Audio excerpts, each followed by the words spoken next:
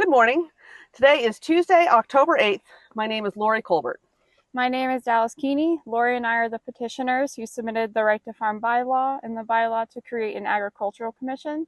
That will be voted at town meeting on 7 p.m. Monday, November 17th at the Douglas High School.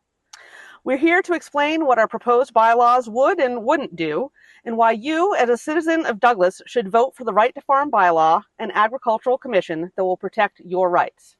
We're also going to be correcting some inaccurate and outdated information that's been circulating, particularly within some town boards. Right to farm is not a radical idea in any way, shape, or form. The nationwide Right to Farm movement was born several decades ago as a response to increasing urbanization, and there are now Right to Farm laws in every one of the 50 states. There are 140 towns in Massachusetts that have successfully adopted the right to farm, including several that apply to all zoning areas and all size parcels of land. Our Right to Farm movement has been worked on and supported as a bipartisan effort by hundreds of people in town. We started as a grassroots movement, and this really grows in numbers every day. Our document has been revised from the state Right to Farm model, and it encompasses the need of a historical farming town such as Douglas. Douglas has already been behaving as a right to farm town due its entire time as being a city, but due to the discussion of new restrictive regulations that were put forward over a year ago, we're seeking to put the rights that we have always had by default into law and protecting our existing rights here. We're also looking to protect neighbor rights and support existing state animal welfare regulations. The intent of our proposed bylaws is to protect the right of private property owners to farm on their land, particularly as population growth and additional construction and development occur, while also improving how neighbor complaints are handled. Some of our detractors object to the idea that our right to farm is written to include protection for recreational hobby farming on land under 5 acres, rather than solely protecting commercial farming on larger plots of land. This stance would protect only a handful of properties in Douglas and leave thousands of property owners without the right to farm on their land, despite backyard farmers encompassing the vast majority of the farms in town. Hobby farming, also known as backyard farming, recreational farming, or non-commercial farming, is a small-scale farm done for personal enjoyment, education, or self-sufficiency, rather than as a business. It can include raising a few animals, growing vegetables, or keeping bees. Hobby farms can range in size and scope from an urban chicken coop to a small property with livestock and crops, offering a connection to nature, a supply of fresh food, and the satisfaction of hands-on farming. Hobby farms follow all local and state regulations for safety and animal welfare, but they don't require large parcels of land or commercial permits. Hobby farming is important because it helps preserve Douglas's long-standing farming heritage. It promotes self-sufficiency in an era of dwindling small-scale agriculture. And as urbanization and commercial development continue, small towns and hobby farms need to be protected. And this allows for keeping of local food production, providing educational opportunities for families and children, encouraging responsible animal care and land stewardship, and maintaining the rural character and heritage of our town. Hobby farming makes up a large portion of the farming that currently takes place in Douglas. So it's only logical that a right to farm bylaw for our community should include protection for hobby farms. While the state model is geared towards protecting commercial farms and larger parcels of land, the model is meant to be adapted to each town's specific needs, which is why the right to farm is accomplished on a town-by-town bylaw basis rather than through a one-size-fits-all state legislation. The fact is that several Massachusetts towns have already successfully implemented right to farm bylaws that provide protection for hobby farming on any size parcel of land, and we have repeatedly cited Paxton and Plainfield as examples. There's clear precedent that the state attorney general has reviewed and approved right to farm bylaws nearly identical to our proposed bylaw, thereby deeming hobby or non-commercial farming on small lots to be within the intent and scope of right to farm protections in Massachusetts. Anyone who claims otherwise has simply not done their research thoroughly. So we told you what our proposed bylaws wouldn't do, or rather we're going to tell you what they wouldn't do. More importantly, they're not going to radically change anything that we're already doing in Douglas. They're simply going to put into law what Douglas has already been operating as. We've used common sense for 279 years when it comes to farming, and we look to continue using common sense moving forward. Most people we've spoken to, and we've spoken to hundreds, thought that we already were a right to farm town because the right to farm and own animals has deep roots in the history of Douglas. Secondly, our proposed bylaws would not create a free-for-all, anything-goes policy in Douglas or do anything to alter state regulations that already exist or local zoning bylaws governing agriculture or animal welfare. We have stated over and over that the state has strong animal welfare laws, and those must be followed, as well as veterinary guidelines and generally accepted farming practices. We have that language in our Right to Farm document. It's not going to change how things have been traditionally done in town. It's just going to put it into writing. Third, our proposed bylaws would not leave neighbors without the ability to complain or any recourse if there was a true issue with a neighboring farm. Valid issues, health, safety, nuisance concerns, rodent infestations, improper manure management, and placement of animal structures right on the property line. We aren't trying to make it so neighbors can't complain. Our bylaws do not eliminate the existing neighbor complaint process. They seek to improve what is currently broken and ineffective and how the town actually handles complaints as of now. The Board of Health receives a handful of complaints related to agriculture each year. In most cases, those complaints are found to be without merit. Either the complaint is simply that someone has farm animals and a neighbor doesn't like it, and the Board of Health office informs them there's no regulations limiting ownership of farm animals, except for a regulation requiring a minimum of 5 acres to have more than 4 pigs. Or the animal inspector investigates and finds that the animals are being well kept in accordance with all animal welfare regulations, state and local regulations, and generally accepted farming practices. In the rare instances of valid complaints, the Board of Health currently lacks an adequate system for handling complaints and assisting in the remediation of actual problems. Many of the complaints filed through the Board of Health are filed anonymously. So you have no ability to face your accuser, and you also probably won't even know what the complaints are. To cut down on these frivolous anonymous complaints, our right to bylaw encourages neighbors to first try to speak with their neighbors and deal with the issues between them before involving town departments or filing complaints. We already have an animal inspector who investigates neighbor complaints, and that wouldn't change under our bylaws. We're proposing the creation of an agricultural commission composed primarily of farmers so that we would have a group equipped with knowledge of generally accepted farming practices, including pest prevention and manure management, that would help with education and proper farming practices and help with remediation of legitimate problems and resolving agriculture-related conflicts between neighbors. A major goal of the AgCom is to educate on animal welfare, farm management, and find resources to improve agriculture and help animal owners. The Board of Health would still be involved in resolution of any complaints involving public health and safety. Additionally, in situations where someone is being harassed by a neighbor for multiple non-viable complaints, the animal inspector has gone out, has shown everything to be proper and in good order. Our bylaw is looking to require the town to provide a written copy of all complaints made against the animal owner. At that point, they can choose if they wish to open a civil case for harassment against their neighbor. This isn't new. This is not something that we just put in here. This is a state law. You have the right to request information on complaints made against you. We've spoken to many people who have had this situation happen in town. They didn't realize they had recourse available. One of the most common questions we get about our proposed bylaw is, why now? Why do we need this? These bylaws are actually long overdue. As the Massachusetts State Department of Conservation's 2007 Douglas Reconnaissance Report recommended 2 key initiatives for the town to pursue to protect agricultural land: a right to farm bylaw and creation of an agricultural commission. These recommendations were never implemented by the town, and our local grassroots right to farm movement formed in response to actions taken by the Board of Health over the last 1.5 to 2 years that have made it clear that our existing freedom to farm on our land is at risk and needs to be secured before it's too late. The Board of Health has said that they simply don't know what to tell people when they call in upset, and they want some form of regulation on the books to be able to point to and say what is and isn't allowed in town.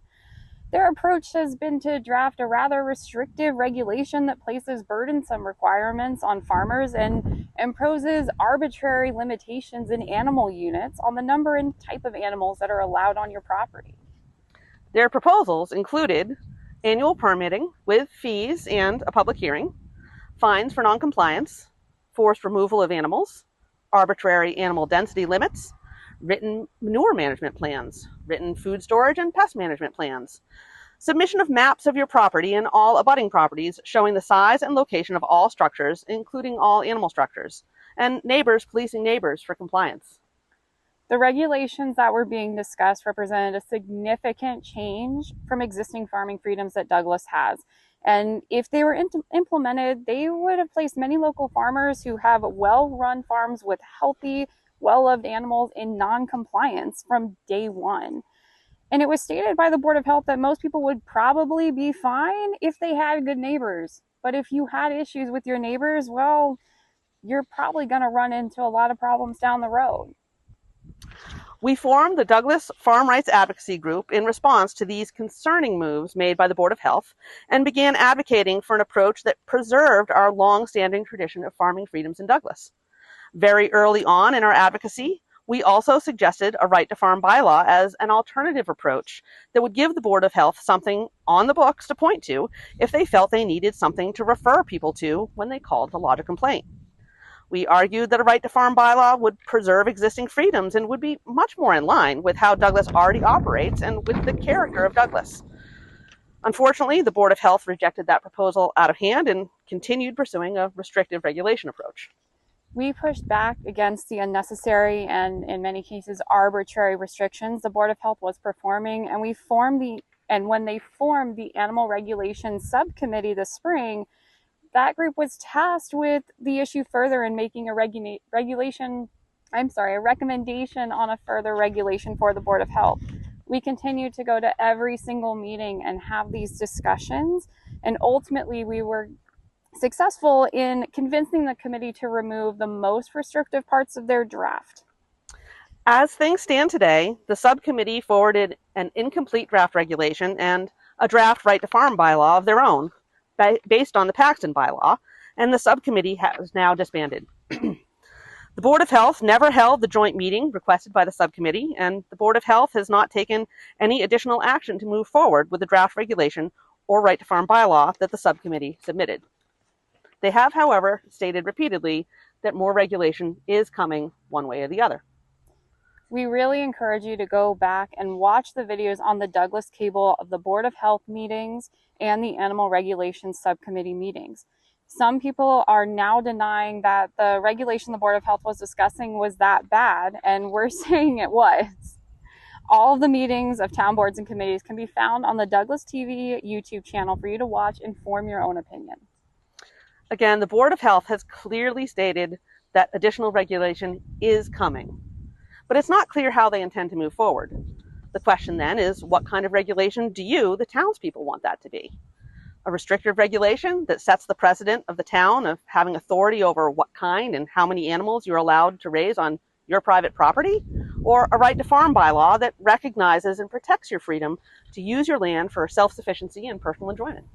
We believe that ultimately this is a question that the people of the town should have the opportunity to decide at town meeting. The future of Douglas is in your hands, and we hope that you will join us in protecting your rights and freedoms by voting yes on the right to farm and yes on the Agricultural Commission bylaws at 7 p.m. on Monday, November 17th at the Douglas High School.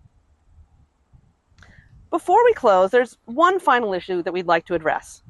Our detractors have claimed that our proposed bylaws haven't gone through a rigorous process of input from the public and from various departments.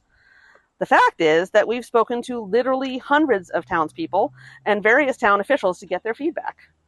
Hundreds of you have signed our petition and bought our yard signs to show your support for our proposed bylaws. By working with the Board of Selectmen, Town Administrator, Town Council, and the Town Moderator, we've drafted a few minor amendments to be made at town meeting that incorporate their feedback while preserving the original intent and scope of our original petitions. Together with our proposed amendments, our bylaws have been through a rigorous legal review, deemed to be sound by Town Council, and are expected to be approved by the Attorney General's office. We think it's important to provide you with some of the details on the amendments for our proposed bylaws, including why they're necessary in the first place and the actual text of each amendment. We want you to have a full understanding of what to expect at town meeting, and we don't want there to be any surprises. Town Legal Counsel has read our bylaws to see if there's any reasonable expectation for why the Attorney General's office would reject them. They didn't find any. They read through the laws that Douglas currently has and only found 2 areas that needed amendment to align with our current zoning bylaws and other local and state laws. The first thing that Town Council pointed out was the need for the AgCom to work in conjunction with the Board of Health on any future regulations if those were ever deemed necessary. We had already written an amendment for this, clarifying that the AgCom would work with other town boards, but we wanted to make sure that that was made clear for everyone that the AgCom cannot write regulations themselves. They do have to work in conjunction with the Board of Health. The second area pointed out by Town Council was about current zoning law and looking at how Douglas defines commercial agriculture. Since nothing has ever been written down for non-commercial agriculture in Douglas, the lawyers could only look at our bylaws through a commercial lens. To mitigate or repair this problem with the proposed bylaws possibly having conflicts with the zoning law, we need to amend the sentence, "This right to farm bylaw protects equally properties above and below 5 acres of deeded land," to instead say, "This right to farm bylaw protects properties above 5 acres or above 2 acres by special permit from the Zoning Board of Appeals used for commercial farming, and properties of any lot size for hobby, recreational, non-commercial farming." Town Council stated that this amendment will remove any potential conflict with the zoning bylaw, and the town administrator told us that the language of this amendment is precisely coordinated to the town zoning bylaw and would be the best version. This does not change the intent or the scope of our right to farm bylaw at all. It just clarifies it further, and it should keep the Attorney General's office from seeing any conflict with our existing zoning bylaw here in Douglas. The Town Council again stated that this wording removes any issues they have seen previously with the protections of properties for all sizes for non-commercial use. If you are looking to run a business from your property or do commercial scale agriculture, you must adhere to the current zoning bylaw in town. But hobby and non-commercial properties can be protected on all size parcels of land. Other towns, again, have passed these same protections, including Plainfield in 2005 and very recently Paxton just this last year in 2024. We are not expecting the Attorney General's office to have any issue with this, since there is both a 20-year-old precedent and a very recent precedent. We will also be putting forward 2 additional amendments at town meeting to address concerns raised by the Board of Selectmen about the financial impact of requiring a disclosure notice to buyers about Douglas being a right to farm town. This disclosure language we included in our petition is a simplified version of the disclosure requirement in the Massachusetts state model right to farm bylaw. If we leave it as we originally drafted it, the ramifications are an additional few $100s in closing costs due to filing fees for a disclosure document. The last thing we wanted to do was introduce an additional government fee for people in our community. So we feel strongly that we should amend our disclosure language amend our disclosure requirement to avoid additional filing fees during property sales. After researching how other towns have modified the disclosure requirement from the version in the state model, we have decided that a less financially burdensome approach is to remove the disclosure to buyers during sale of a property and instead require the town to publicly post the right to farm policy at town hall. There's precedent for this approach in the right to farm bylaw implemented by Monterey. Our only concern with this approach is that it may not be as effective in actually being seen by buyers, because realistically, nobody's going to go to town hall to read its bulletin board before they're purchasing a property. However, we believe we have a solution for that as well.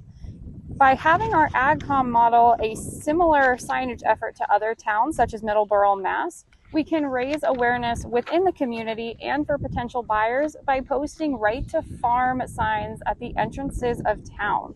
So we're adding a line in the agricultural document that the AgCom would be responsible for installing signs on the major roads into town using donated or grant money.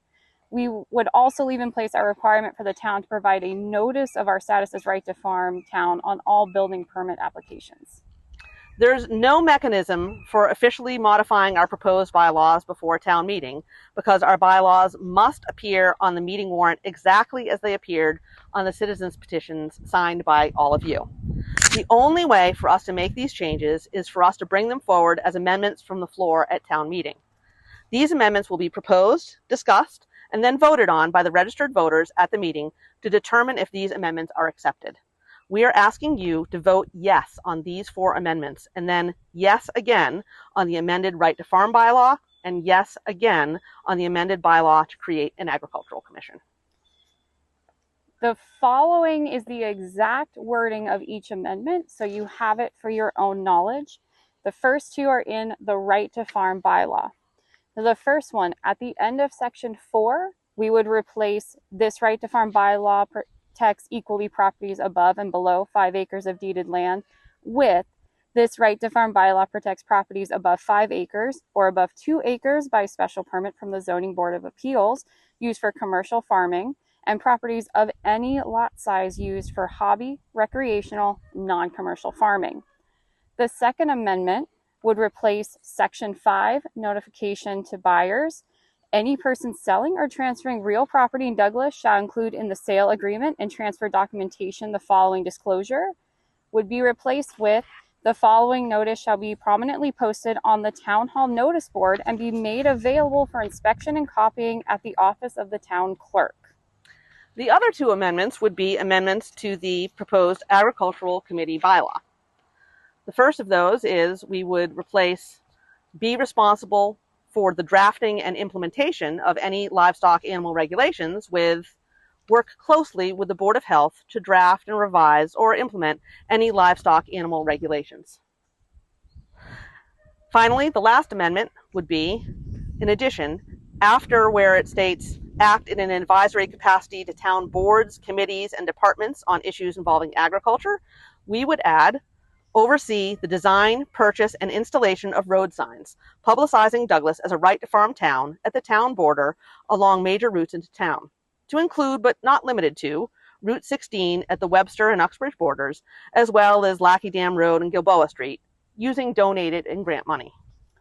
The town administrator has really worked collaboratively with us to make sure that there are no surprises at town meeting. You don't want them, we don't want them, so we thank the town administrator for helping us navigate this. We greatly appreciate the Board of Selectmen, the town administrator, and the town council for working with us and being so forthcoming with information. We have also spoken to the town meeting moderator, who has approved these amendments as being within scope of the documents and will allow us to bring them forward at town meeting. We are publicizing these amendments at every opportunity we get in an attempt to make people aware of them, answer questions, and work out any of your concerns. We thank you for taking the time to watch this video and become educated on this important issue. We welcome your questions and encourage you to join our Douglas Farm Rights Advocacy Group on Facebook to learn more. The complete text of our proposed bylaws and amendments are posted in our Facebook group for you to read for yourselves. Most importantly, we encourage you to come make your voice heard and have your vote be counted at the fall town meeting at 7 p.m. on Monday, November 17th at the Douglas High School. Thank you and have a great day.